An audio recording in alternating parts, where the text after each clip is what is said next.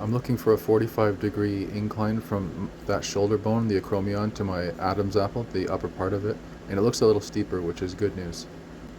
I'm sort of ballparking this straight line measurement from acromion to acromion to find my neck measurement, with the golden ratio being divided by that measurement. So it's not the traps, here's the neck. This is the smallest point on my wrist, and it'll be used to help find the other. Multiplying that number, I'll find the measurement around my forearm, which is the biggest part on one side to the biggest part on the other. Same with the bicep here.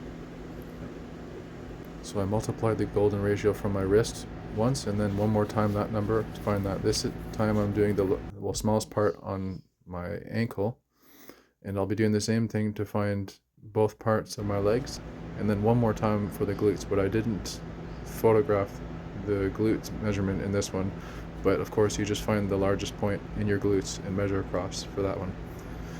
The top of the leg seems to be best for the largest, most accurate muscle assessment. This is where I measure from my waist, the smallest part, and for the chest I get the tape as high under my armpits as possible, and then to the largest part on the chest that I can get, which is usually right as I showed. And the same thing with the shoulder, I just look for the largest part.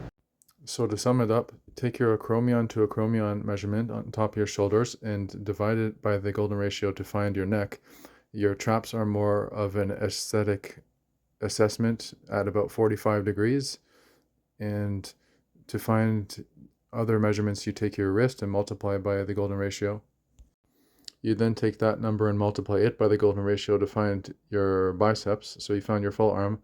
And then you would take your ankle measurement, you would multiply by the golden ratio to get to your calf measurement. One more time for the thighs, one more time again for your glutes. And I keep my waist at half my height, so I use that half the height measurement. I multiply by the golden ratio and I find my shoulders, and then exactly what's in between of that will be the chest measurement. So that's how to figure out all of those in between measurements.